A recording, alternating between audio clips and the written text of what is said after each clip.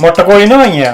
നമ്മളൊരു മുട്ടക്കോഴീനെ വാങ്ങി. മുട്ടയ്ക്കൊക്കെ നല്ല വില. അപ്പം വെച്ച് കോഴീനെ തന്നെ അങ്ങ് വാങ്ങിയേക്കാന്ന് വിചാരിച്ചു. അപ്പോൾ അതേ നമ്മളൊരു കോഴീനെ വാങ്ങി. നോക്ക്, കോഴിയുടെ മുട്ട വയ്ക്കുന്ന ബാസ്ക്കറ്റ് ആണ് ഇത്. നല്ല എഗ് ബാസ്ക്കറ്റ് എന്നൊക്കെ പറയാം കേട്ടോ. പക്ഷെ ഭയങ്കര ഒറിജിനാലിറ്റി. ഇതിന് മുമ്പ് ഞാൻ കണ്ടത് എനിക്ക് അത്ര അങ്ങ് ഇഷ്ടപ്പെട്ടെങ്കിലും പക്ഷെ അത്ര അങ്ങ് ഒരു ഒറിജിനാലിറ്റി ഉണ്ടായില്ല. പക്ഷെ ഇത് ശരിക്കും നമ്മുടെ നാട്ടിലെ ആ ഒരു നാടൻ കോഴിയുടെ ഒരു വൈബില്ലേ, നോക്ക് അതിൻ്റെ ഒരു പെർഫെക്ഷൻ കണ്ടോ. എന്നിട്ട് ഇതുപോലെ നമുക്ക് പൊക്കിയിട്ട് മുട്ട ഇതിൻ്റെ ഉള്ളിൽ സ്റ്റോർ ചെയ്യാം. അപ്പോൾ സേഫ് ആയിട്ട് ഇരുന്നോളും. അവിടെ ഇവിടെയും കിടക്കാണ്ട് ഒരു 20-25 മുട്ട കൂടുതൽ ഇതിൻ്റെ അകത്ത് കൊള്ളൂട്ടോ. നമ്മൾ ഇട്ട് നോക്കിയായിരുന്നു.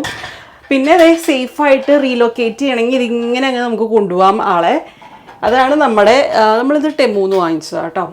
20 പൗണ്ട് അങ്ങനെ പല റേറ്റ് ഉണ്ട് നമുക്ക്. എനിക്ക് തോന്നുന്നു ഡിസ്കൗണ്ട് എല്ലാം ചെയ്തിട്ട് 14 അല്ലേ, 14 പൗണ്ടാണ് കിട്ടിയത്. പിന്നെ വേറൊരു കുഞ്ഞായിട്ട് കാണിച്ചു തരാം. ഇത് കണ്ടിട്ട് ആർക്കെങ്കിലും എന്താണ് സാധനം എന്ന് മനസ്സിലായവർ ഇപ്പം തന്നെ കമൻറ്റ് ചെയ്ത് പറയാം. ഇത് ബ്രിട്ടീഷുകാരുടെ അവരുടെ ട്രഡീഷണൽ ആയിട്ട് ഒരു ഐറ്റം കഴിക്കാനുള്ള സംഭവമായിരുന്നു.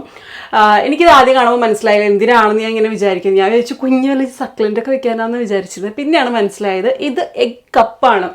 അതെന്തിനാന്നല്ല, ഇവരുടെ ഈ ഒരു ബ്രിട്ടീഷ് ട്രഡീഷണൽ ബ്രേക്ക്ഫാസ്റ്റ് ആണ്. സോഫ്റ്റ് ബോയിൽഡ് എഗ് ഉണ്ടല്ലോ, ഇങ്ങനെ നമ്മുടെ ഉണ്ണി ഇങ്ങനെ വാട്ടറി പോലെ ഇരിക്കും.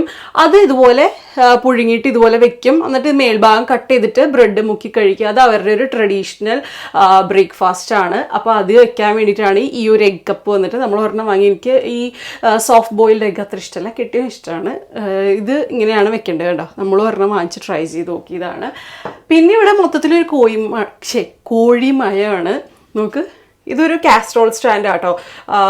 മറ്റേ നമ്മുടെ ചൂട് പാത്രങ്ങളൊക്കെ വെക്കുമ്പോൾ അടിയിൽ ഒരു തട്ട് വെക്കില്ലേ, അതാണ് ഇതിൻ്റെ മേളിൽ ഇങ്ങനെ വെക്കാൻ വേണ്ടിയിട്ട് എനിക്ക് ഇഷ്ടപ്പെട്ടപ്പോൾ വാങ്ങിയതാട്ടോ. നല്ലൊരു എന്താ പറയുക വിൻറ്റേജ് വൈബ് വരുന്നുണ്ട്. പിന്നെ ഇത് എന്ന് പറയുന്ന ഒരു കുഞ്ഞ് കോഴിക്കുട്ടി ഒരു ക്യാൻഡിൽ ഹോൾഡർ ആട്ടോ.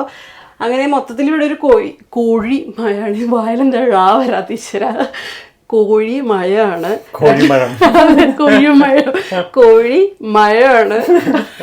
അതാണ്. അപ്പോൾ അതെ, ഇതാണ് നമ്മുടെ പുതിയ കോഴി. നമ്മുടെ പ്രോട്ടീൻ എന്നാണ് പേരിട്ടേക്കുന്നത് കേട്ടോ നമ്മുടെ കോഴിക്ക്. നമ്മുടെ പേര് ഇതുപോലത്തെ എത്ര പേർക്ക് ഉണ്ടെന്ന് പറയട്ടോ. നല്ല യൂസ്ഫുൾ ആട്ടോ.